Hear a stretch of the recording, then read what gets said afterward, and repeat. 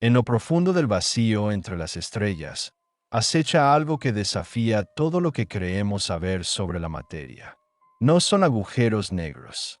No son estrellas de neutrones. Algo mucho más sutil, mucho más extraño y, en muchos sentidos, mucho más inquietante para los físicos. Es una nube tan fría que el concepto mismo de temperatura comienza a perder significado. Una nube donde las moléculas se mueven tan lentamente que la mecánica cuántica toma el relevo de la física clásica. Una nube donde el tiempo mismo parece estirarse hacia la eternidad. Estas son las Cold CO Clouds, y están a punto de destrozar vuestra comprensión de la realidad. Ahora mismo, mientras escucháis esto, existen regiones del espacio donde el gas de monóxido de carbono se ha enfriado a temperaturas de apenas unos pocos grados por encima del cero absoluto.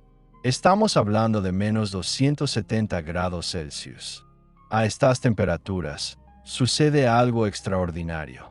El movimiento térmico aleatorio que define lo que llamamos calor esencialmente se detiene. Moléculas que normalmente estarían vibrando, rotando, girando de incontables formas caóticas, de repente se quedan en silencio. Entran en estados que no deberían existir según nuestra experiencia cotidiana del universo. Pero retrocedamos un momento. ¿Qué es exactamente el cero absoluto? ¿Y por qué acercarse a él desbloquea fenómenos tan extraños? El cero absoluto es la temperatura teórica a la cual todo movimiento molecular cesa. Es menos 273,15 grados Celsius, o 0 Kelvin en la escala de temperatura absoluta.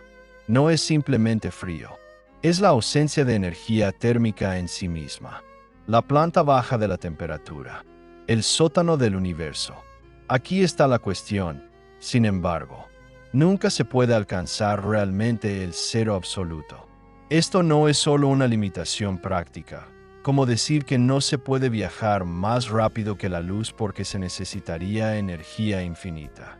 No, esta es una ley fundamental de la termodinámica. La tercera ley, para ser precisos, establece que alcanzar el cero absoluto requeriría un número infinito de pasos, una cantidad infinita de tiempo, una inversión infinita de recursos. El universo mismo lo prohíbe. Y sin embargo, podemos acercarnos aterradoramente. En laboratorios de la Tierra, los científicos han enfriado átomos a 1000 millonésimas de grado por encima del cero absoluto. Pero la naturaleza llegó primero. En las vastas nubes moleculares dispersas por nuestra galaxia, el monóxido de carbono ha estado enfriándose durante millones de años, radiando su energía hacia el sumidero de calor infinito del espacio vacío. Estas nubes de CO se encuentran en las regiones más oscuras del cosmos. Existen en nubes moleculares gigantes, las guarderías estelares donde nacen nuevas estrellas. Se esconden en las sombras de densas bandas de polvo que bloquean la luz visible. Derivan a través del medio interestelar como fantasmas congelados. El monóxido de carbono podría parecer una molécula extraña en la cual enfocarse. Después de todo, el hidrógeno es mucho más abundante en el universo. Pero el CO tiene una propiedad especial que lo hace invaluable para los astrónomos. Tiene un pequeño pero medible momento dipolar eléctrico. Esto significa que cuando las moléculas de CO rotan, emiten ondas de radio a frecuencias muy específicas. Estas señales de radio pueden viajar a través del polvo que bloquea la luz visible, permitiéndonos observar regiones del espacio que de otro modo serían completamente invisibles. La línea de emisión más común del CO ocurre a una longitud de onda de 2,6 milímetros, correspondiente a una frecuencia de 115 GHz.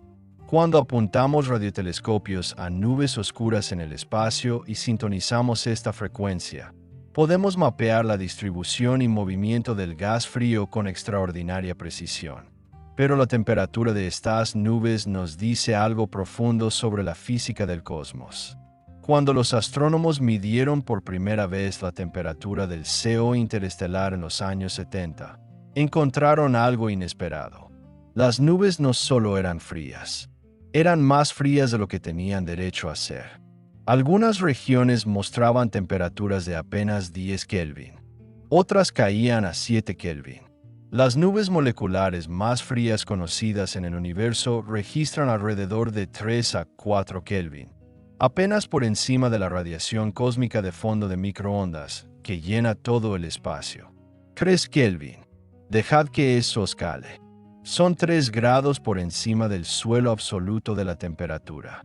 A estas temperaturas, las moléculas de CO se mueven a aproximadamente 100 metros por segundo. Eso suena rápido hasta que os dais cuenta de que a temperatura ambiente, las moléculas del aire se mueven a 500 metros por segundo. El frío lo ralentiza todo. Pero la ralentización no es solo cuestión de velocidad. Se trata de estados cuánticos. Cada molécula puede existir en múltiples estados cuánticos. Pensad en estos como peldaños en una escalera. A altas temperaturas, las moléculas tienen suficiente energía para saltar entre muchos peldaños, ocupando estados excitados de vibración y rotación. Pero cuando la temperatura baja, caen por la escalera, asentándose en estados de energía cada vez más bajos. A temperaturas cercanas al cero absoluto, casi todas las moléculas ocupan el estado fundamental, el peldaño más bajo posible. Esto tiene consecuencias profundas. En el estado fundamental, los efectos cuánticos dominan. El principio de incertidumbre se vuelve directamente observable. La naturaleza ondulatoria de la materia se vuelve innegable. Partículas que normalmente pensamos como diminutas bolas de billar comienzan a extenderse, a superponerse, a perder su identidad individual. Aquí es donde las cosas se vuelven verdaderamente extrañas. A temperaturas por debajo de aproximadamente 2 Kelvin, ciertas sustancias experimentan una transición de fase diferente a cualquier cosa en la experiencia ordinaria. El helio, por ejemplo, se convierte en un superfluido. Un superfluido tiene viscosidad cero.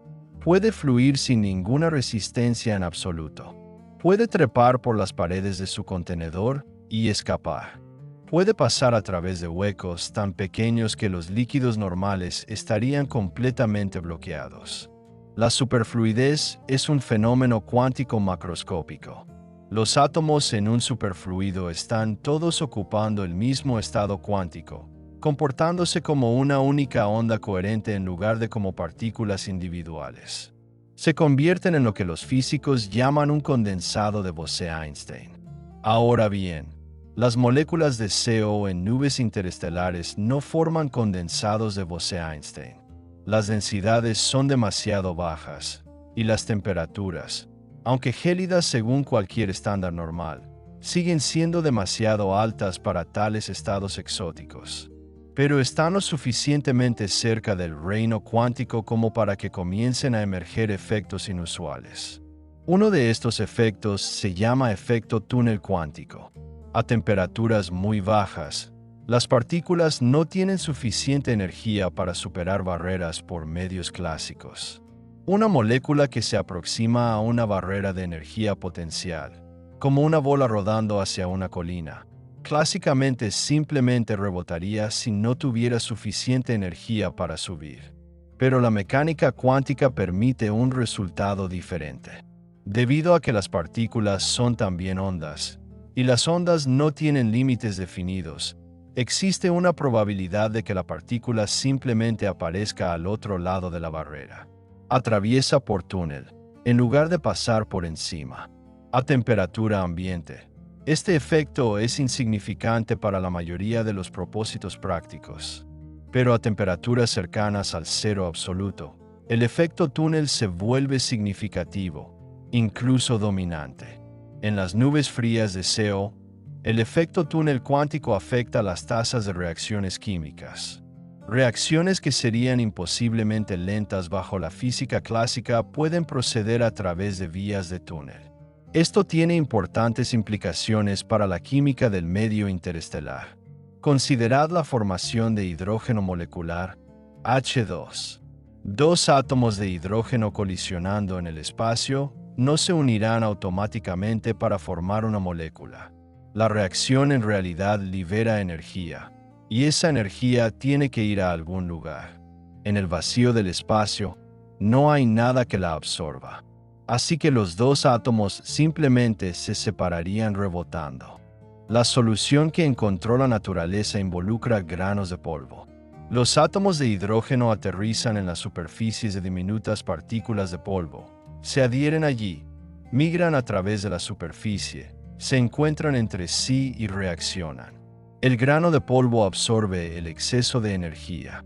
Este proceso se llama química de superficie catalítica y es responsable de la mayor parte del hidrógeno molecular en el universo.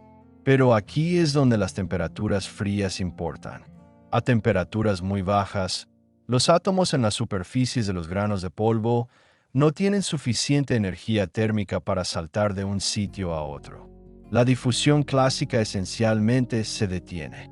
Sin embargo, el hidrógeno molecular continúa formándose. La respuesta es el efecto túnel cuántico. Los átomos de hidrógeno atraviesan por túnel entre sitios de superficie, moviéndose a través de barreras que clásicamente los atraparían. Cuanto más frío el grano de polvo, más importante se vuelve el túnel. Esto no es solo física abstracta. El hidrógeno molecular formado a través de estos procesos continúa formando estrellas. Sin el efecto túnel cuántico en granos de polvo fríos, la formación estelar procedería de manera muy diferente. La química del universo estaría alterada. Vosotros no estaríais aquí para escuchar esto. Las nubes frías de CO son también laboratorios para estudiar un fenómeno llamado estrechamiento de líneas.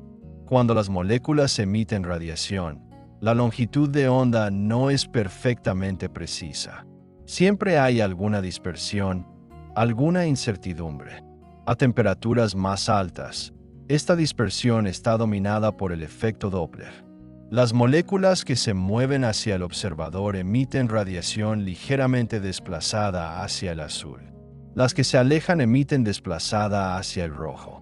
Los movimientos térmicos aleatorios difuminan la línea en un pico ancho, pero cuando la temperatura baja, los movimientos térmicos disminuyen y el ensanchamiento Doppler se reduce.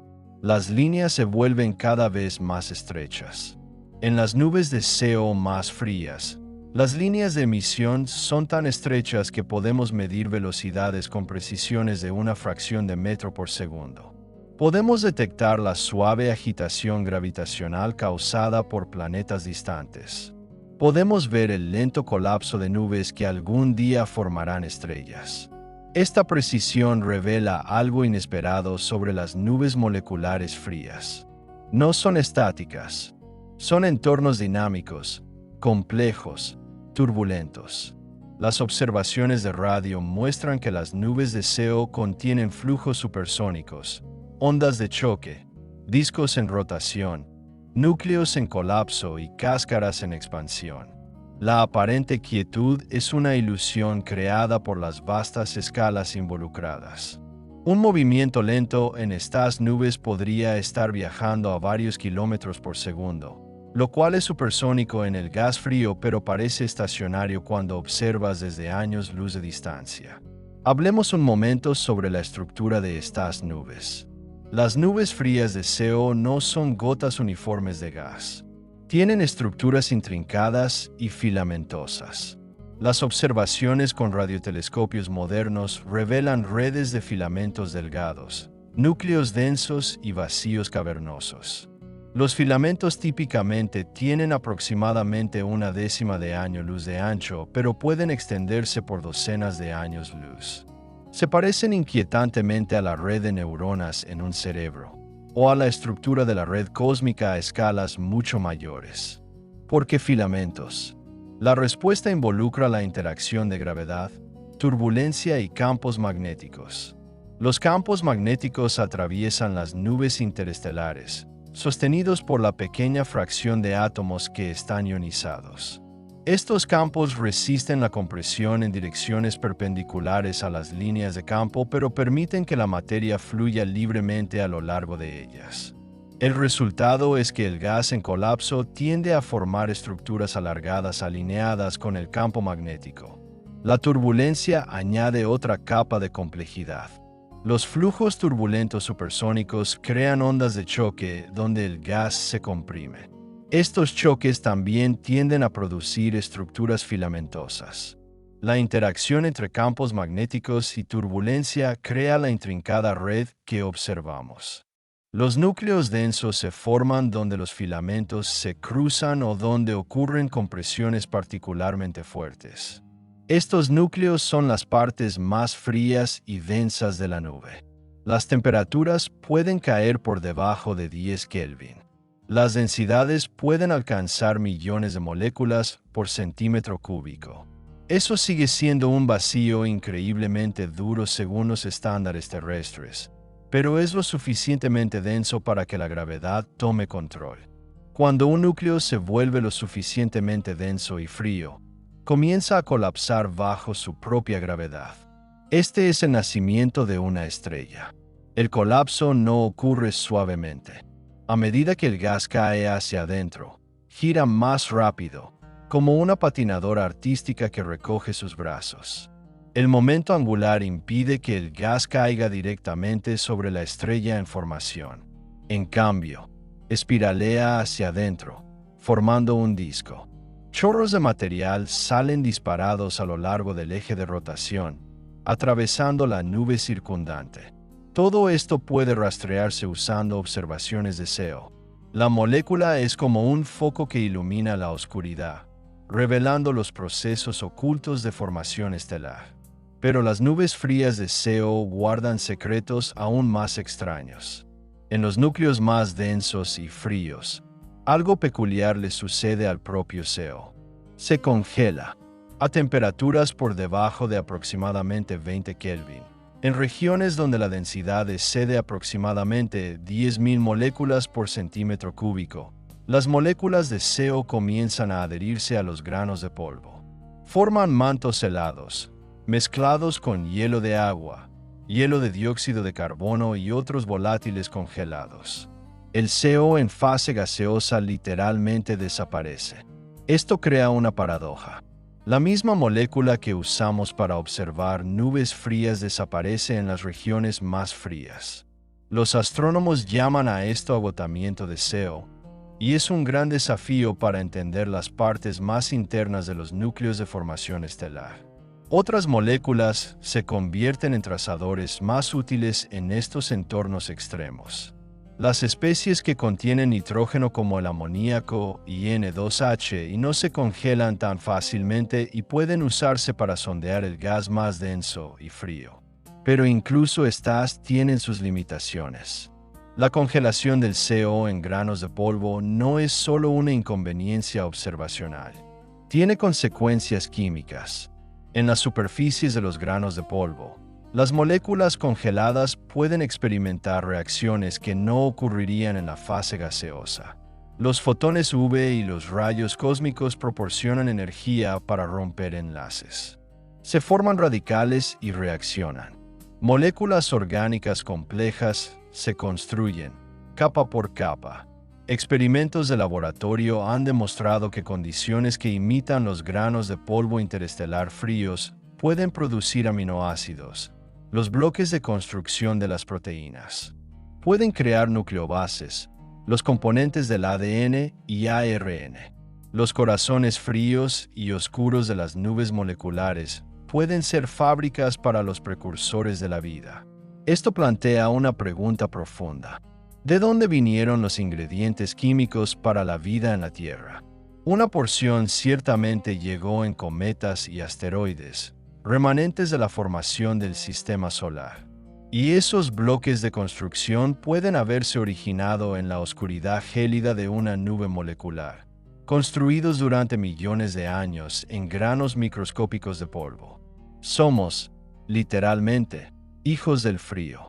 Dejadme llevaros más profundo en la física de temperaturas cercanas al cero absoluto. A temperaturas extremadamente bajas, la distinción entre diferentes tipos de partículas se vuelve crucial. Todas las partículas caen en dos categorías basadas en una propiedad cuántica llamada spin. Los fermiones tienen valores de spin semienteros y obedecen el principio de exclusión de Pauli, que prohíbe que dos fermiones idénticos ocupen el mismo estado cuántico. Los electrones, protones y neutrones son fermiones. Los bosones tienen valores de spin enteros y no tienen tal restricción. Múltiples bosones idénticos pueden apilarse en el mismo estado cuántico. Los fotones y ciertos átomos son bosones. Esta distinción lleva a comportamientos dramáticamente diferentes a bajas temperaturas. A los fermiones, prohibidos de compartir estados, se les debe apilar en niveles de energía cada vez más altos, incluso al cero absoluto. Esto crea lo que se llama el mar de Fermi, un volumen lleno en el espacio de momentos. La presión ejercida por este apilamiento, llamada presión de degeneración, impide que ciertos objetos astronómicos colapsen. Las enanas blancas se sostienen por presión de degeneración de electrones. Las estrellas de neutrones se sostienen por presión de degeneración de neutrones. Los bosones, en contraste, todos quieren caer al estado de energía más bajo. A altas temperaturas, la excitación térmica los dispersa, pero cuando la temperatura baja, más y más se apilan en el estado fundamental. Por debajo de una temperatura crítica, una fracción macroscópica de las partículas ocupa el mismo estado cuántico, formando un condensado de Bose-Einstein. Se convierten en un único objeto cuántico a escala macroscópica. Las moléculas de CO son en realidad bosones. El isótopo más común, carbono 12 oxígeno 16, tiene spin nuclear 0. En principio, el gas de CO podría formar un condensado de Bose-Einstein si se enfriara suficientemente a una densidad lo bastante alta. En la práctica, el CO interestelar es demasiado diluido y todavía demasiado caliente para que esto ocurra. Pero el hecho de que el CO sea un bosón tiene otras consecuencias. La estadística que gobierna cómo se distribuyen las moléculas entre estados cuánticos depende de si son fermiones o bosones. Para el CO, se aplica la estadística de Bose-Einstein. Esto afecta las poblaciones de niveles de energía rotacional, las intensidades de las líneas de emisión y la interpretación de las mediciones de temperatura. Cuando decimos que una nube de CO tiene una temperatura de 10 Kelvin, normalmente nos referimos a la temperatura cinética, relacionada con las velocidades aleatorias de las moléculas. Pero también podemos definir una temperatura de excitación basada en las poblaciones de estados cuánticos. En equilibrio termodinámico, estas temperaturas son iguales, pero en el tenue medio interestelar, el equilibrio no está garantizado. Las moléculas pueden absorber radiación de la radiación cósmica de fondo de microondas, de estrellas cercanas o de otras moléculas. Pueden colisionar con moléculas de hidrógeno, transfiriendo energía. El equilibrio entre estos procesos determina el estado de excitación. En muchos casos, la temperatura de excitación es menor que la temperatura cinética. Las moléculas están subpobladas en estados excitados, más frías que sus alrededores en un sentido cuántico. Esto lleva a un fenómeno llamado excitación subtérmica.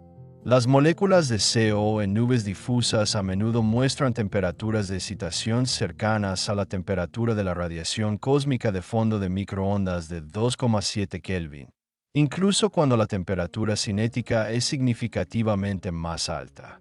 Están siendo bombeadas hacia abajo por el baño frío de fotones de microondas que llena el universo. La radiación cósmica de fondo de microondas en sí es un remanente del universo temprano caliente y denso. Aproximadamente 380.000 años después del Big Bang, el universo se enfrió lo suficiente para que los electrones se combinaran con los protones, formando hidrógeno neutro. La luz, que había estado dispersándose constantemente de electrones libres, de repente fue libre para viajar. Esa luz ha estado viajando desde entonces, estirada por la expansión del universo desde su temperatura original de aproximadamente 3000 Kelvin hasta 2,7 Kelvin hoy. Esta radiación llena todo el espacio. Cada centímetro cúbico del universo contiene aproximadamente 400 fotones de la radiación cósmica de fondo. Las nubes frías de CO están bañadas en esta radiación. La absorben, la emiten, alcanzan el equilibrio con ella. La temperatura más fría que cualquier objeto en el universo puede alcanzar naturalmente, sin enfriamiento activo, es la temperatura de esta radiación de fondo. Excepto que hay un resquicio. En el universo en expansión, la radiación cósmica de fondo de microondas se está enfriando. Disminuye aproximadamente 1 grado por 1000 millones de años a medida que el universo se expande. Una nube fría de CO hoy, a 3 Kelvin, es más caliente de lo que será la misma nube en 1000 millones de años, cuando el fondo se haya enfriado más. Mirando en la otra dirección temporal, el universo temprano era más caliente. La radiación cósmica de fondo de microondas era más caliente. A un corrimiento al rojo de 1, hace aproximadamente 8.000 millones de años, la temperatura de fondo era aproximadamente 5,4 Kelvin. A un corrimiento al rojo de 10, menos de 1000 millones de años después del Big Bang, era 30 Kelvin. A un corrimiento al rojo de 1000, en el momento de la recombinación, era 3000 Kelvin. Los lugares más fríos del universo hoy no siempre fueron fríos. No podían serlo. El universo mismo establece el suelo. Esto tiene implicaciones para la historia de la formación estelar. En el universo temprano, las nubes moleculares no podían enfriarse por debajo de la temperatura ambiente de la radiación cósmica de fondo de microondas. La formación estelar puede haber procedido de manera diferente. La masa mínima de estrellas que podían formarse probablemente era mayor. La radiación cósmica de fondo de microondas proporcionaba un suelo de soporte térmico que impedía que los grupos más pequeños colapsaran. Podemos probar esto observando galaxias distantes a alto corrimiento al rojo. La luz que recibimos de ellas salió hace miles de millones de años, cuando el universo era más joven y más caliente. Las observaciones de CO en estas galaxias muestran temperaturas de excitación más altas, consistentes con una radiación cósmica de fondo de microondas más caliente. Es una hermosa verificación de consistencia de nuestra comprensión de la cosmología. Ahora dejadme explorar algo de la física más exótica que emerge a temperaturas que se aproximan al cero absoluto. A temperaturas muy bajas, la naturaleza ondulatoria de las partículas se vuelve cada vez más importante. La longitud de onda de de Broglie, que caracteriza la onda cuántica asociada con cualquier partícula, crece a medida que la temperatura baja. A temperatura ambiente, una molécula de CO tiene una longitud de onda de de Broglie de aproximadamente 1/10 de angstrom, mucho más pequeña que el tamaño de la molécula misma. Se comporta como una partícula clásica, pero a 1 Kelvin, la longitud de onda de de Broglie crece a aproximadamente 10 angstroms. A 1 milikelvin, son cientos de angstroms. A temperaturas de nanokelvin alcanzadas en laboratorios, la longitud de onda de de Broglie puede exceder 1 micrón. Las partículas se difuminan sobre distancias visibles bajo un microscopio óptico. Cuando la longitud de onda de de Broglie se vuelve comparable al espaciado entre partículas, los efectos cuánticos se vuelven inevitables. Las partículas comienzan a superponerse, a interferir, a perder su identidad individual. Este es el régimen de degeneración cuántica. En las nubes frías de CO, las densidades son demasiado bajas para una degeneración cuántica completa. El espaciado promedio entre moléculas es típicamente de centímetros a metros, mucho mayor que cualquier longitud de onda cuántica. Pero ciertos efectos cuánticos aún se manifiestan. Considerad la colisión entre dos moléculas de CO a temperatura muy baja. Clásicamente, modelaríamos esto como dos bolas de billar rebotando una contra otra. Calcularíamos trayectorias, parámetros de impacto, transferencias de energía. A altas temperaturas, esto funciona bien, pero a bajas temperaturas, la naturaleza cuántica de la colisión se hace evidente. Las moléculas se aproximan entre sí como ondas, no como partículas. Interference, la sección eficaz de colisión, que determina cuán probable es que dos moléculas interactúen, puede diferir dramáticamente de las predicciones clásicas.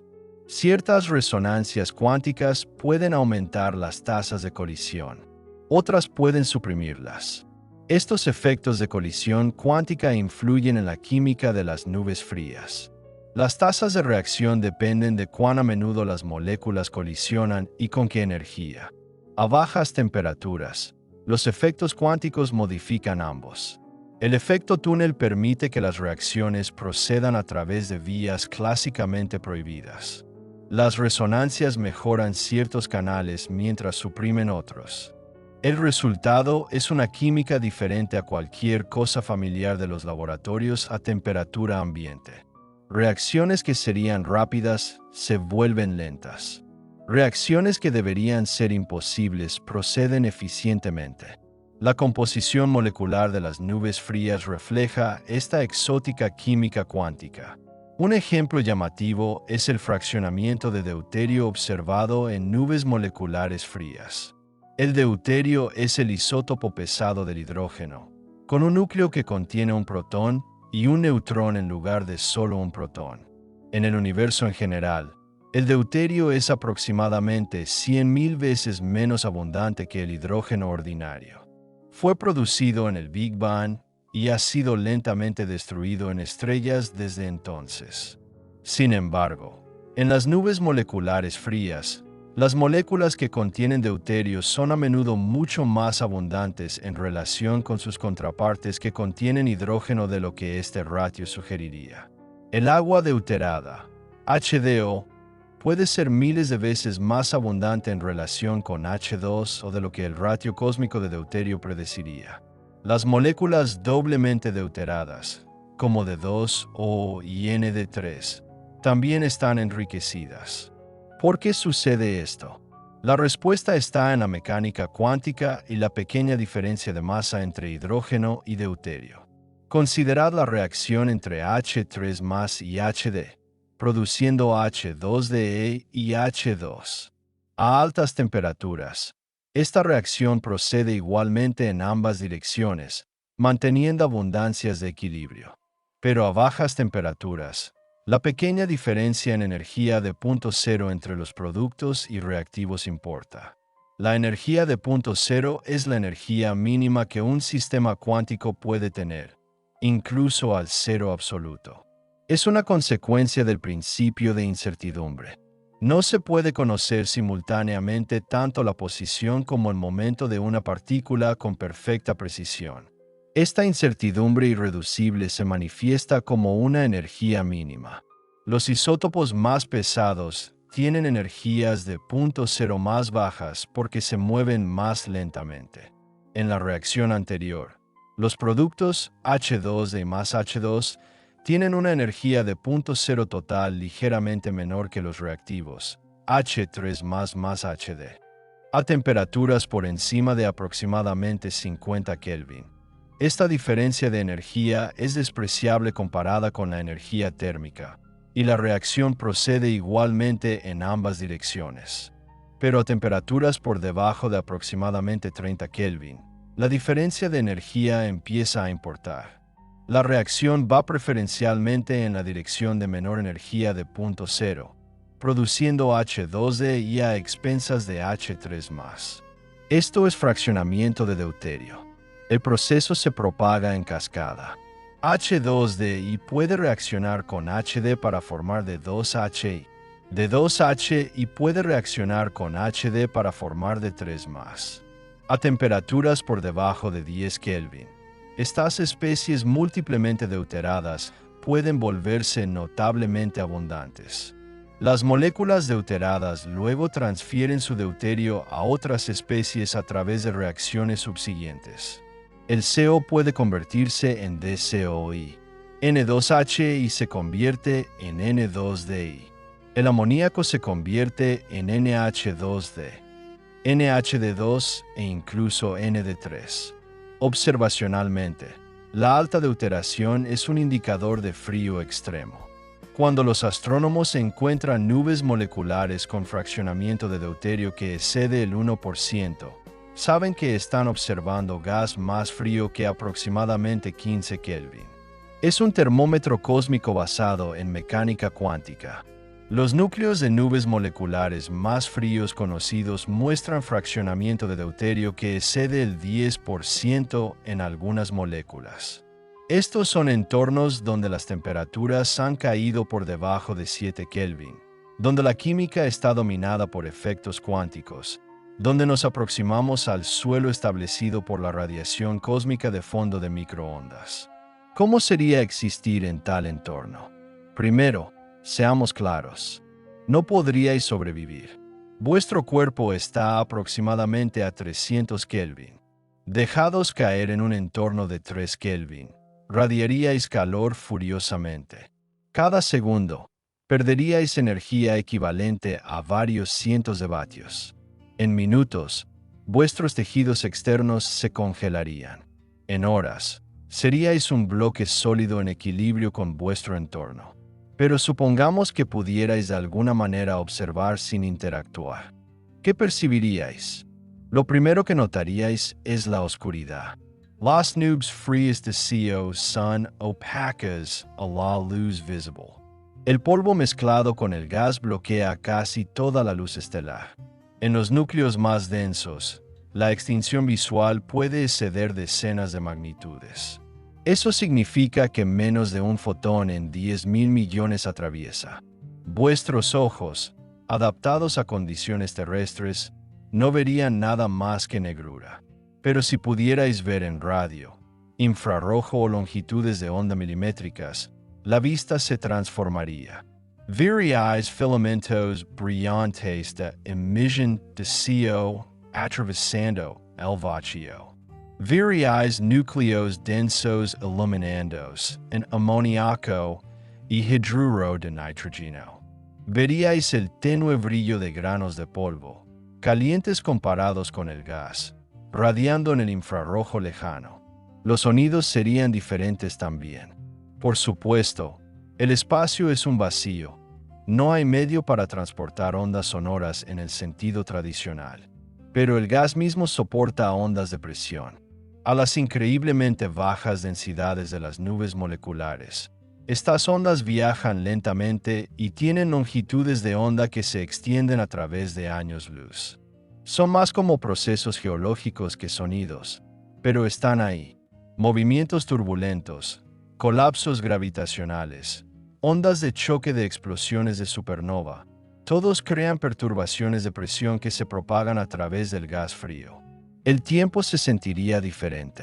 A 3 Kelvin, las moléculas se mueven lentamente. Las reacciones químicas se arrastran. Una molécula típica podría esperar millones de años entre colisiones. El tiempo de vida de un núcleo denso frío antes de que colapse para formar una estrella es de unos pocos cientos de miles de años. Eso es largo según estándares humanos, pero breve en términos cósmicos. El universo es paciente. Puede esperar. Discutamos algunos de los entornos específicos donde se encuentra el CO más frío. Un ejemplo famoso es la nebulosa Boomerang, ubicada a aproximadamente 5.000 años luz de la Tierra en la constelación de Centauro. Esta es en realidad una nebulosa protoplanetaria, una estrella moribunda desprendiéndose de sus capas exteriores. La estrella central ha expulsado un masivo flujo de gas expandiéndose a aproximadamente 600 kilómetros por segundo. A medida que este gas se expande, se enfría adiabáticamente. La nebulosa Boomerang ostenta el récord del entorno natural más frío conocido en el universo. Observaciones en 1995 usando el Swedish Submillimeter Telescope revelaron que el gas en expansión se ha enfriado a aproximadamente 1 Kelvin.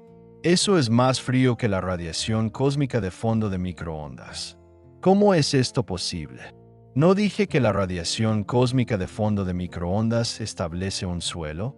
La clave es que el gas de la nebulosa Boomerang todavía se está expandiendo. Está haciendo trabajo contra su entorno.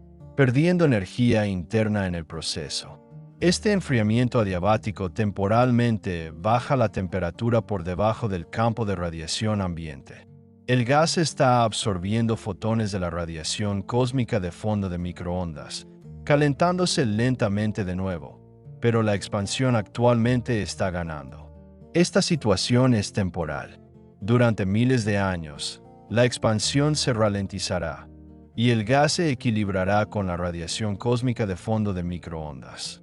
El frío extremo de la nebulosa Boomerang es un fenómeno transitorio, un vistazo fugaz a temperaturas incluso más bajas de lo que el universo típicamente permite. La física es similar a lo que sucede en vuestro refrigerador. Un gas se comprime, se le permite enfriarse liberando calor, luego se expande. La expansión baja la temperatura por debajo del ambiente. En la nebulosa Boomerang, la gravedad proporcionó la compresión inicial durante la vida de la estrella. La expansión es el último suspiro de la estrella. Entornos de CO frío más típicos se encuentran en nubes oscuras dispersas por la galaxia. La nube molecular de Tauro, a aproximadamente 450 años luz de distancia, es una de las regiones de formación estelar más cercanas y mejor estudiadas. Contiene docenas de núcleos densos con temperaturas entre 7 y 15 Kelvin.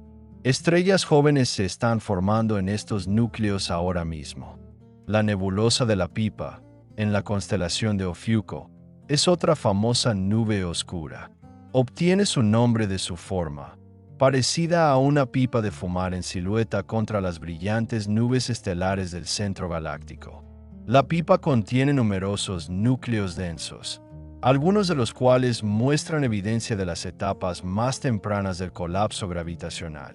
El cúmulo Serpens Sur, a aproximadamente 1500 años luz de distancia, es una región de formación estelar más joven y activa. Aquí, el gas frío está siendo activamente perturbado por flujos de salida de protoestrellas recién formadas. La interacción entre gas frío y quiescente y estrellas jóvenes energéticas crea un entorno complejo y dinámico. En todas estas regiones, las observaciones de CO proporcionan conocimientos críticos. La distribución del gas frío, su estructura de temperatura, su campo de velocidades, su composición química, todo se revela a través de la emisión de radio de esta simple molécula. Pero el CO no es la única sonda del gas frío. Dejadme presentaros a algunos de sus primos. El monóxido de carbono tiene varias variantes isotópicas. Además de la forma común carbono 12 oxígeno 16, está el carbono 13 oxígeno 16, carbono 12 oxígeno 18 y carbono 13 oxígeno 18. Estos isotopólogos tienen masas ligeramente diferentes y por lo tanto niveles de energía ligeramente diferentes. Sus líneas de emisión ocurren a frecuencias ligeramente diferentes. Los isotopólogos más raros son a menudo mejores trazadores del gas denso porque son ópticamente delgados. ¿Qué significa esto? Cuando la luz pasa a través de un medio, puede ser absorbida. Si el medio es ópticamente grueso, ocurre tanta absorción que la luz del fondo no puede atravesar. Solo vimos la superficie. La forma común de CO es a menudo ópticamente gruesa en nubes densas. Vemos emisión de la superficie de la nube, pero el interior está oculto. Los isotopólogos más raros, siendo menos abundantes, no absorben tan fuertemente. Podemos ver a través hasta el centro de la nube, obteniendo una imagen más clara de las condiciones allí. Los astrónomos observan rutinariamente múltiples isotopólogos de CO para reconstruir el cuadro completo. El ratio de emisión entre isotopólogos nos dice sobre profundidad óptica, densidad de columna y ratios isotópicos. Las variaciones en ratios isotópicos a través de la galaxia revelan la historia de la nucleosíntesis estelar y la evolución química. Otras moléculas sondean diferentes condiciones. El amoníaco, NH3, es un excelente termómetro porque las poblaciones de sus estados cuánticos son muy sensibles a la temperatura. El sulfuro de carbono, CS, traza gas moderadamente denso. El cianuro de hidrógeno, HCN, y sus isotopólogos sondean las regiones más densas donde la formación estelar es inminente. El formaldehído, H2CO, tiene transiciones que pueden determinar tanto temperatura como densidad independientemente. Cada molécula es una herramienta especializada, sensible a condiciones particulares. Combinar observaciones de múltiples especies da a los astrónomos una vista tridimensional del estado físico y químico de las nubes frías. La química de las nubes frías es notablemente rica, considerando las duras condiciones. Más de 200 moléculas diferentes han sido detectadas en el espacio interestelar, desde diatómicos simples como CO y CN hasta orgánicos complejos como el formiato de etilo, C2H58, y cianopolínos con más de 10 átomos de carbono. ¿Cómo pueden formarse moléculas tan complejas en entornos tan fríos que las reacciones apenas deberían proceder? Parte de la respuesta es el tiempo. Las nubes interestelares existen durante millones de años. Incluso las reacciones lentas pueden proceder si esperas lo suficiente. Un coeficiente de velocidad de 10 a menos 17 centímetros cúbicos por segundo, increíblemente lento según estándares de laboratorio, se traduce en una reacción por molécula por millón de años a densidades típicas de nube. Durante la vida de una nube, eso se acumula. Parte de la respuesta son las superficies. Como discutimos antes, las superficies de los granos de polvo proporcionan sitios catalíticos donde átomos y moléculas pueden encontrarse y reaccionar. Las superficies acumulan mantos helados donde ocurre química aún más compleja. Cuando el hielo eventualmente se evapora, ya sea porque la nube se calienta durante la formación estelar o porque es arrancado por ondas de choque, los productos se liberan a la fase gaseosa. Parte de la respuesta son los rayos cósmicos. Partículas de alta energía de explosiones de supernova y otros eventos violentos penetran incluso las nubes más densas. Cuando colisionan con moléculas, las ionizan, creando especies reactivas. Los iones impulsan toda una cascada de reacciones ion-molécula que pueden proceder incluso a temperaturas muy bajas porque no requieren energía de activación. La química todavía no se entiende completamente. Cada año se descubren nuevas moléculas. Cada año se refinan los modelos químicos. El medio interestelar frío sigue siendo una de las áreas más activas de la investigación en astroquímica. Quiero tomarme un momento para apreciar los telescopios que hacen todo esto posible. Observar CO frío requiere radiotelescopios operando a longitudes de onda milimétricas y submilimétricas. Estas son longitudes de onda difíciles de trabajar. La atmósfera terrestre absorbe fuertemente a estas frecuencias, particularmente debido al vapor de agua. Los mejores sitios para astronomía submilimétricas son altos, secos y fríos. Las cumbres de Mauna Kea en Hawái, el desierto de Atacama en Chile, la meseta antártica. El Atacama Large Millimeter Array, conocido como ALMA, es quizás el telescopio más poderoso para estudiar gas molecular frío. Ubicado a 5.000 metros de elevación en el norte de Chile, ALMA consiste en 66 antenas de alta precisión que pueden extenderse a través de distancias de hasta 16 kilómetros. Combinando señales de todas las antenas, ALMA logra una resolución angular mejor que una décima de segundo de arco, más nítida que el telescopio espacial Hubble en longitudes de onda ópticas. ALMA ha revolucionado nuestra comprensión de las nubes moleculares frías. Puede obtener imágenes de la estructura detallada de discos protoplanetarios, los sitios de formación planetaria. Puede detectar moléculas en galaxias en el borde del universo observable. Puede sondear las regiones más internas de núcleos en colapso donde las estrellas están naciendo.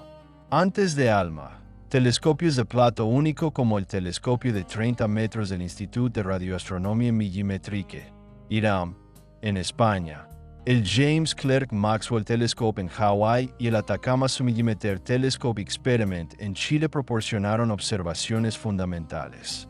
Estos instrumentos continúan contribuyendo, particularmente para mapear grandes áreas del cielo que el pequeño campo de visión de ALMA hace impráctico. Los telescopios espaciales también han contribuido.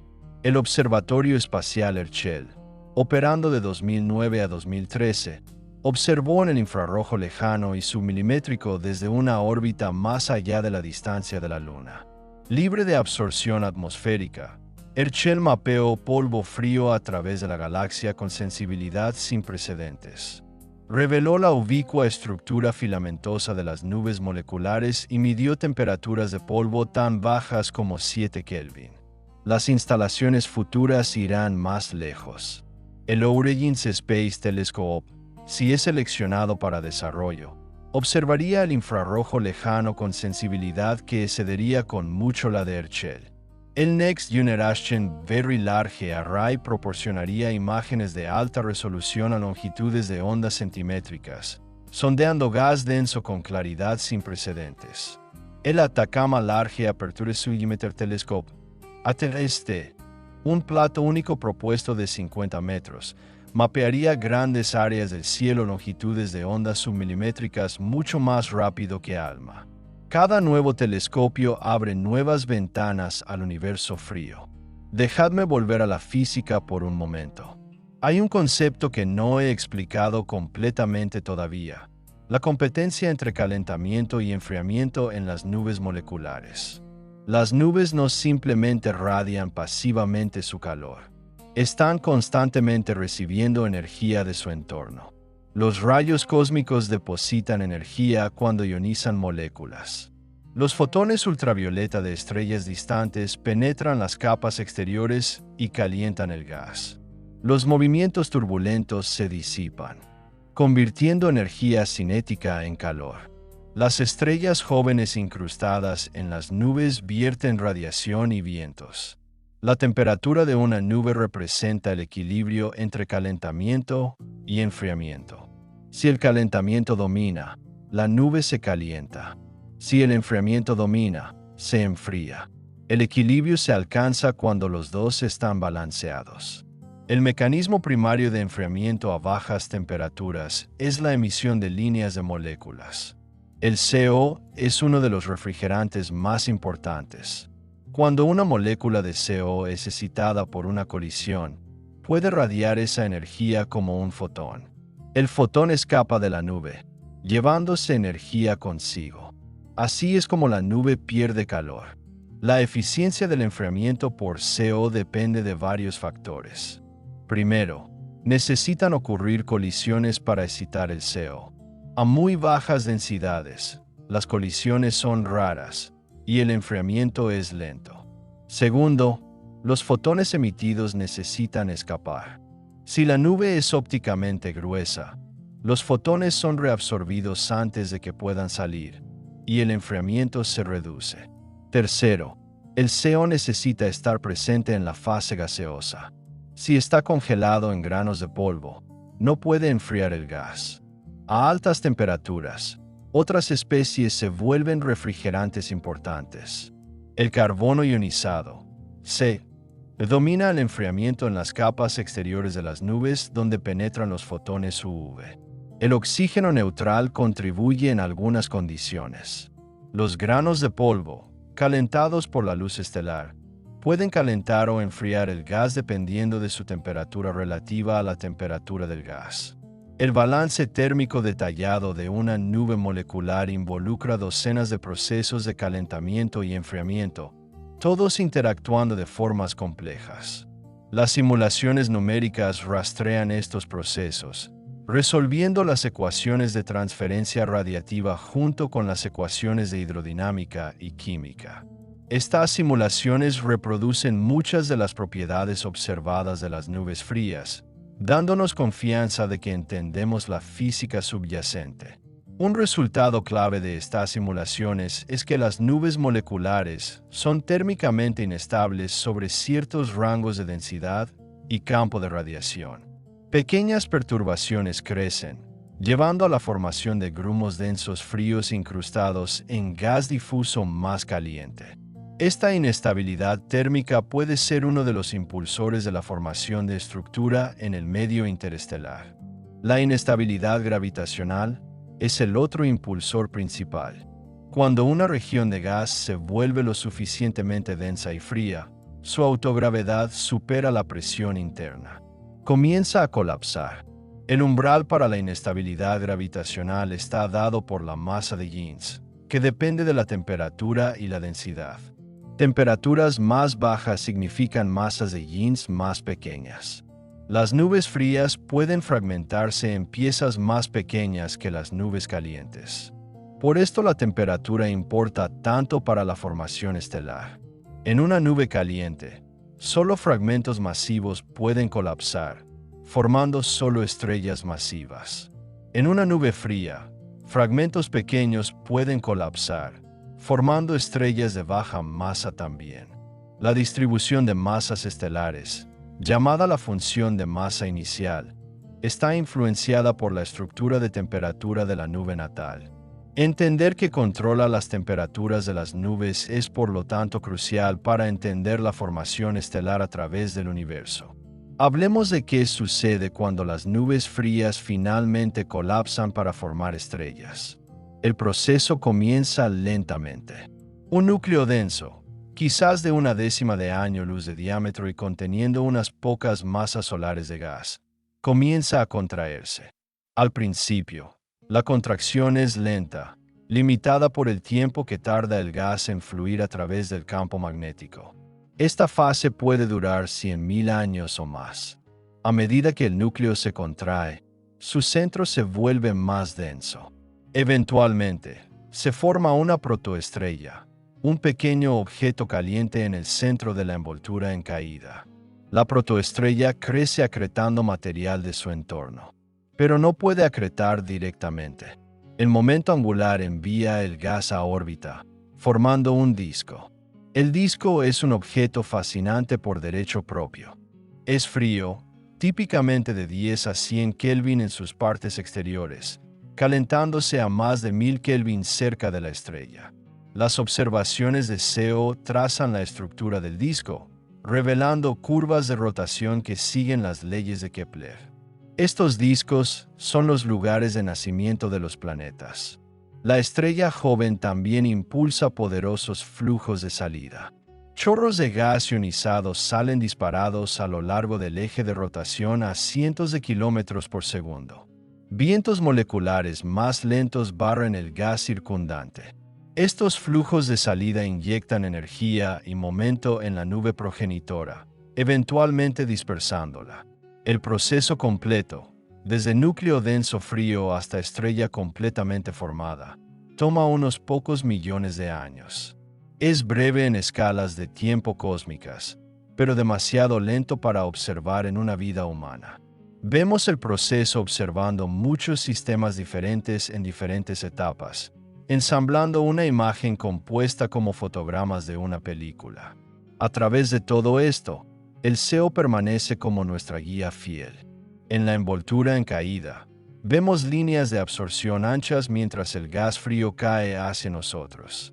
En el disco, vemos emisión rotando trazando el movimiento orbital. En los flujos de salida, vemos alas de alta velocidad extendiéndose lejos de la velocidad sistémica. Cada componente cuenta parte de la historia. Ahora quiero explorar algo más especulativo, la posibilidad de vida en entornos muy fríos. En la Tierra, sabemos que la vida requiere agua líquida. La bioquímica con la que estamos familiarizados opera en solución acuosa, a temperaturas entre los puntos de congelación y ebullición del agua. Pero podría haber bioquímicas diferentes, operando a temperaturas muy diferentes. Los teóricos han especulado sobre vida basada en amoníaco líquido, que permanece líquido hasta menos 77 grados Celsius a presión estándar. La vida basada en amoníaco podría potencialmente operar en mundos fríos como Titán, donde las temperaturas superficiales son de alrededor de menos 180 grados Celsius. Titán en realidad tiene lagos y mares de hidrocarburos líquidos, metano y etano, que también podrían servir como solventes para bioquímica exótica. Pero, ¿qué pasa con temperaturas cercanas al cero absoluto? ¿Podría haber vida en nubes frías de CO? La respuesta honesta es probablemente no, al menos no como entendemos la vida. El problema fundamental es la cinética. Las reacciones químicas se ralentizan exponencialmente a medida que la temperatura baja. A 3 Kelvin, reacciones que ocurren en nanosegundos a temperatura ambiente tardarían más que la edad del universo. Cualquier metabolismo basado en reacciones químicas sería imposiblemente lento. El efecto túnel cuántico puede ayudar, pero solo para ciertos tipos de reacciones. Los átomos ligeros involucrados en la química biológica, como el hidrógeno, pueden atravesar por túnel eficientemente. Pero las moléculas más grandes de la vida, proteínas y ácidos nucleicos, son demasiado masivas para que el túnel acelere significativamente sus reacciones. Podría haber resquicios. Si de alguna manera la química relevante pudiera arreglarse para proceder a través de pasos fuertemente exotérmicos, la energía liberada podría impulsar localmente las reacciones. Si la coherencia cuántica pudiera mantenerse durante largos tiempos y grandes escalas, quizás la catálisis mejorada cuánticamente podría acelerar las cosas. Estas son ideas especulativas sin soporte experimental, pero nos recuerdan no ser demasiado dogmáticos sobre lo que es posible. Otra posibilidad es que las nubes frías de CO podrían albergar vida extremadamente paciente. Un metabolismo operando 1.000.000 de veces más lento que la vida terrestre aún conseguiría hacer cosas eventualmente, solo en escalas de tiempo geológicas en lugar de biológicas. 1.000.000 de años para un solo pensamiento. 1.000.000.000 de años para una conversación. Es difícil imaginar cómo sería tal existencia, pero no está estrictamente prohibida por la física. Más prácticamente, las nubes moleculares frías son probablemente importantes para sembrar el universo con química prebiótica.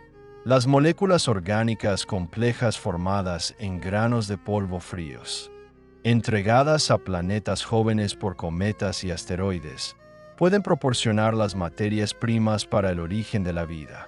En este sentido, las nubes frías son las cocinas cósmicas donde se preparan los ingredientes para la vida. La pregunta sobre la vida en el universo permanece abierta. No hemos detectado señales, ni biofirmas, ni indicaciones de actividad inteligente más allá de la Tierra. Pero la búsqueda continúa, y entender los entornos donde la vida podría surgir, incluyendo los alcances más fríos de las nubes moleculares, es parte de esa búsqueda. Cambiemos al papel del gas molecular frío en las galaxias como un todo. Cada galaxia contiene gas interestelar, aunque la cantidad varía enormemente. Las galaxias espirales como la Vía Láctea son ricas en gas, con varios por ciento de su masa en hidrógeno atómico y molecular. Las galaxias elípticas tienen mucho menos gas, habiendo convertido la mayor parte en estrellas hace mucho tiempo. Las galaxias irregulares y enanas abarcan un amplio rango. El gas molecular, trazado por el CO, está concentrado en los discos de las galaxias espirales. Sigue los brazos espirales, concentrándose en las regiones de mayor compresión gravitacional. El patrón espiral desencadena la formación de nubes moleculares gigantes, que a su vez forman estrellas, que a su vez iluminan los brazos espirales. Es un ciclo autorreforzante. En los centros de muchas galaxias, el gas molecular se concentra en anillos nucleares y barras. Parte de este gas alimenta agujeros negros centrales, impulsando núcleos galácticos activos. Parte forma intensos estallidos de formación estelar, creando brotes estelares nucleares. La física que conecta el gas frío con la alimentación de agujeros negros y la actividad nuclear es un área activa de investigación. La cantidad total de gas molecular en una galaxia se correlaciona con su tasa de formación estelar. Las galaxias con más gas forman más estrellas. Esta correlación, llamada la ley de Kennicutt-Smith, Se mantiene a través de muchos órdenes de magnitud en densidad de gas y tasa de formación estelar. Nos dice que la formación estelar está fundamentalmente limitada por la disponibilidad de gas frío y denso. Pero la eficiencia de la formación estelar varía.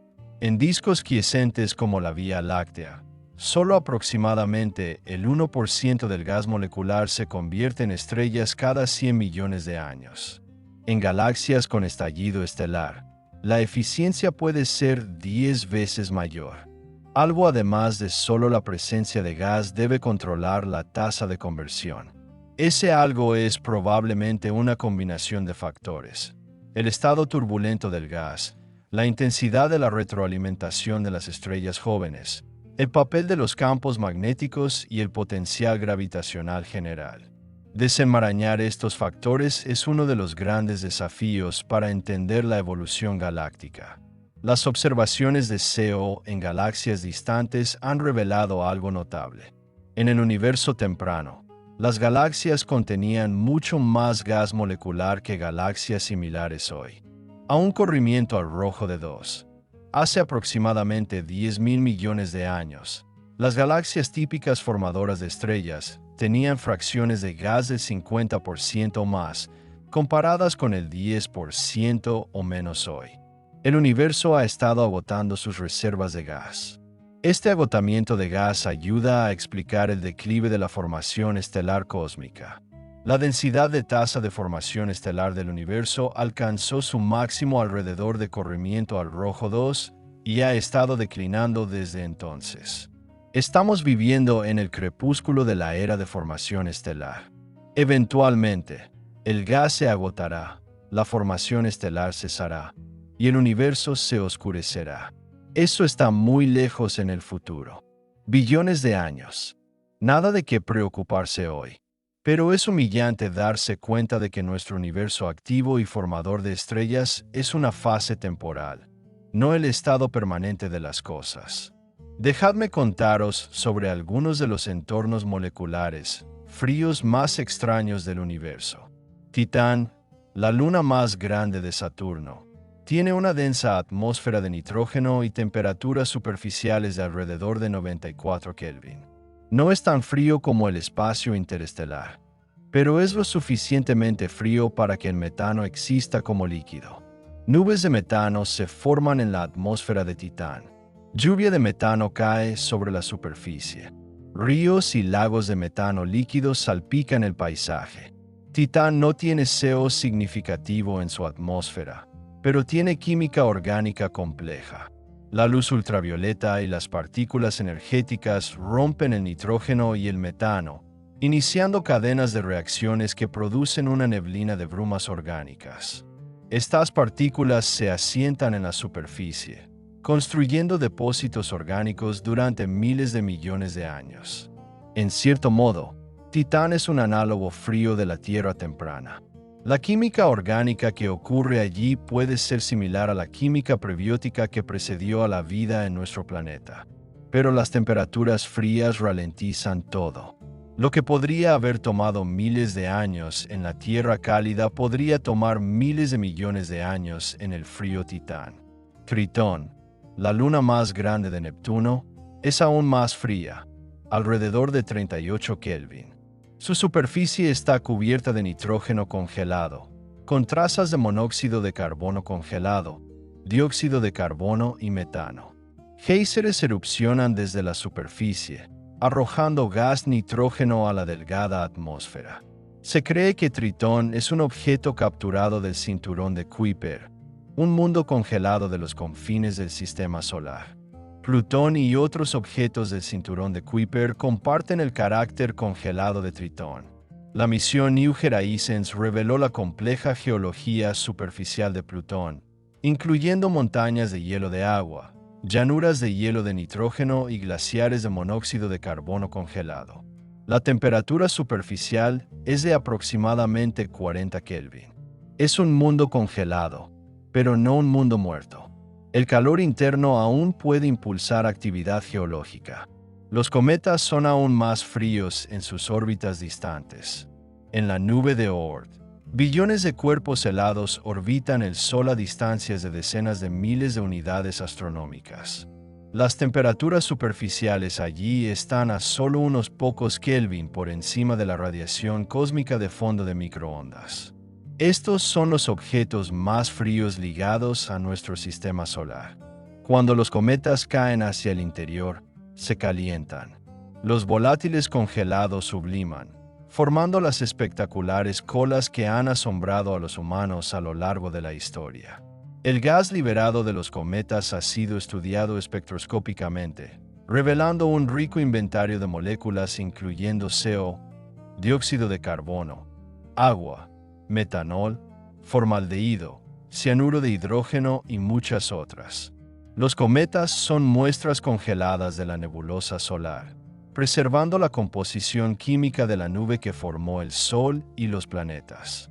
El hielo encerrado en los cometas puede haber sido heredado de la nube molecular fría que precedió al sistema solar. Si es así, los cometas proporcionan un enlace directo entre la química del espacio interestelar y la química de nuestro sistema planetario. Quiero dedicar algo de tiempo a discutir las técnicas observacionales usadas para medir temperaturas en gas molecular frío. El método más directo usa las intensidades relativas de diferentes transiciones rotacionales.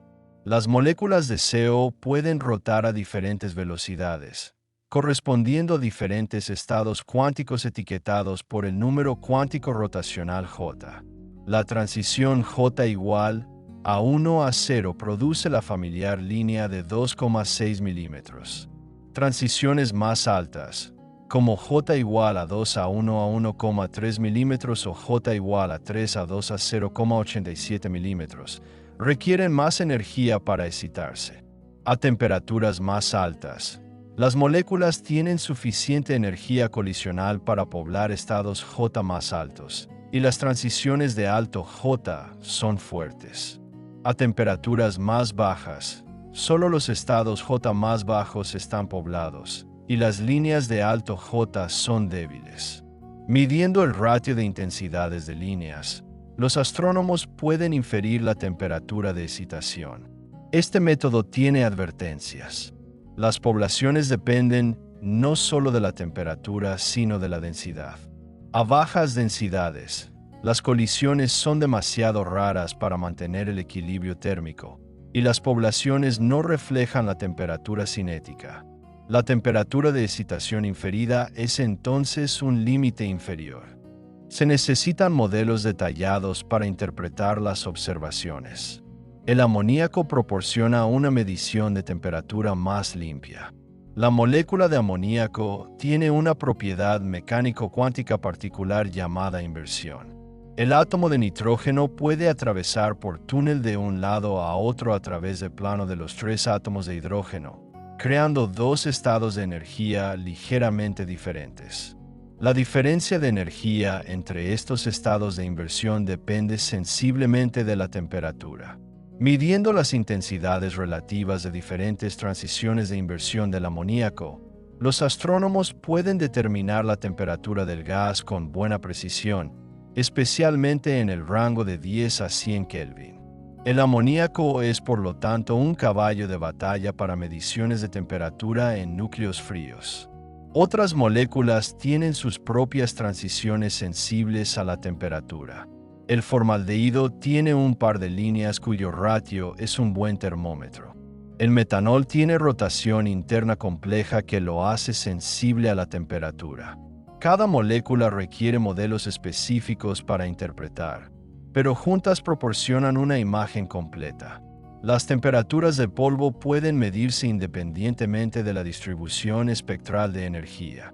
El polvo frío emite radiación térmica con un espectro que alcanza su máximo en longitudes de onda del infrarrojo lejano. Midiendo el brillo a múltiples longitudes de onda, los astrónomos pueden ajustar una curva de cuerpo negro modificada y determinar la temperatura. Curiosamente, las temperaturas del polvo y el gas no siempre son iguales. En las partes exteriores de las nubes, donde las densidades son bajas, el polvo y el gas están térmicamente desacoplados. El polvo, absorbiendo luz estelar y radiando en el infrarrojo. Alcanza una temperatura de equilibrio establecida por el campo de radiación. El gas, calentado por rayos cósmicos y enfriado por emisión de líneas, alcanza un equilibrio diferente. En lo profundo de los núcleos de las nubes, donde las densidades son altas, las colisiones entre moléculas de gas y granos de polvo se vuelven lo suficientemente frecuentes como para equilibrar las dos temperaturas. Aquí, el polvo y el gas están acoplados, y medir cualquiera da la temperatura verdadera. La estructura de temperatura de una nube molecular es por lo tanto compleja. Polvo caliente en las capas exteriores, gas frío en los interiores, gradientes de temperatura del borde al centro, calentamiento por protoestrellas incrustadas, enfriamiento por emisión de líneas eficiente. Es un tapiz tridimensional que apenas estamos comenzando a desentrañar con observaciones modernas. Dejadme tocar la conexión entre gas frío y materia oscura. La materia oscura constituye aproximadamente el 85% de la materia en el universo, pero no interactúa con la luz ni con la materia ordinaria excepto a través de la gravedad. No podemos verla directamente. Inferimos su presencia de sus efectos gravitacionales sobre la materia visible. En las galaxias, la materia oscura forma halos extendidos que envuelven el disco visible. El potencial gravitacional del halo de materia oscura determina la curva de rotación de la galaxia. También influye en la formación y evolución de las nubes moleculares. Las nubes de gas frío sienten el tirón gravitacional de la materia oscura. En las partes exteriores de las galaxias, donde el halo de materia oscura domina, la dinámica de las nubes está gobernada por el potencial de materia oscura. Las nubes orbitan el centro galáctico en trayectorias determinadas por la gravedad combinada de materia oscura, estrellas y gas. En escalas más pequeñas, dentro de nubes individuales, la materia oscura juega poco papel. La densidad de materia oscura en el vecindario solar es aproximadamente 1.000.000 de veces menor que la densidad de una nube molecular típica. La gravedad dentro de las nubes está dominada por el gas mismo, no por la materia oscura. Pero hay ideas especulativas que conectan el gas frío con la materia oscura más íntimamente. Algunos modelos de materia oscura sugieren que podría agruparse en escalas pequeñas, formando mini-halos que podrían concentrar gas.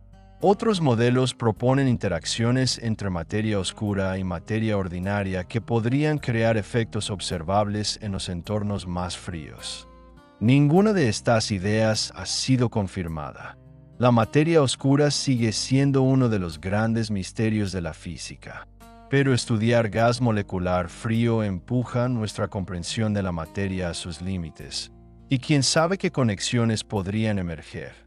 Quiero discutir el futuro del gas molecular frío en el universo. Como mencioné antes, las galaxias están agotando sus reservas de gas. La formación estelar convierte gas en estrellas, y el proceso es irreversible. Una vez que el hidrógeno se fusiona en helio en los núcleos estelares, no puede convertirse de nuevo en gas molecular frío. El gas puede reciclarse hasta cierto punto. Los vientos estelares devuelven material procesado al medio interestelar. Las explosiones de supernova dispersan elementos pesados por las galaxias. Las nebulosas planetarias contribuyen bocanadas de gas enriquecido, pero el reciclaje no es perfecto. Parte de la masa queda encerrada para siempre en enanas blancas, estrellas de neutrones y agujeros negros. La caída de gas fresco del medio intergaláctico puede reponer las reservas galácticas. Las galaxias continúan acretando gas de su entorno, particularmente de filamentos cósmicos que canalizan material hacia halos galácticos. Pero incluso esta caída está disminuyendo a medida que el universo se expande y diluye el medio intergaláctico. Durante billones de años, las galaxias se quedarán sin gas. La formación estelar cesará.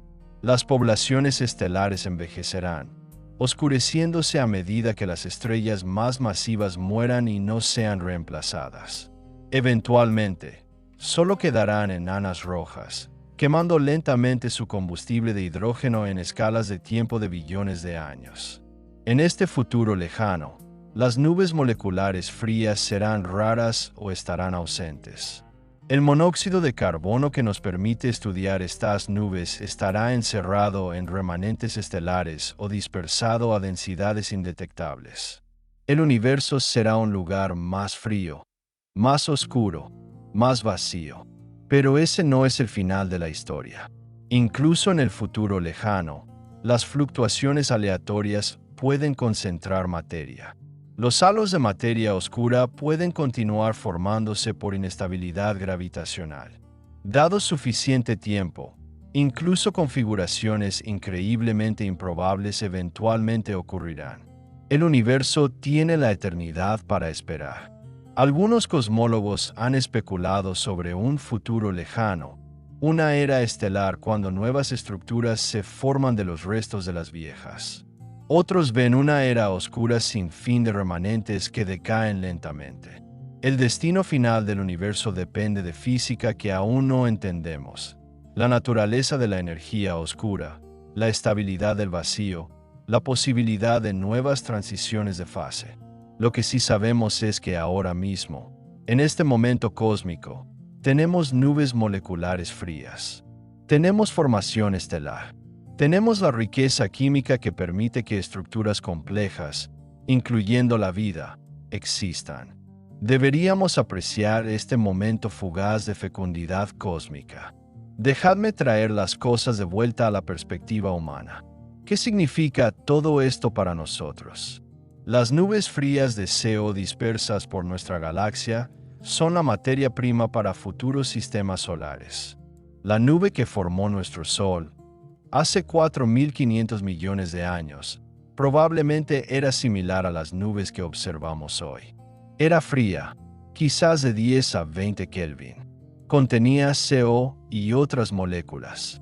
Colapsó, formó un disco, dio a luz planetas. Estamos hechos de material que una vez fue parte de tal nube. El carbono en nuestros cuerpos fue forjado en estrellas antiguas y reciclado a través del espacio interestelar. El oxígeno que respiramos fue sintetizado en núcleos estelares y expulsado en explosiones de supernova.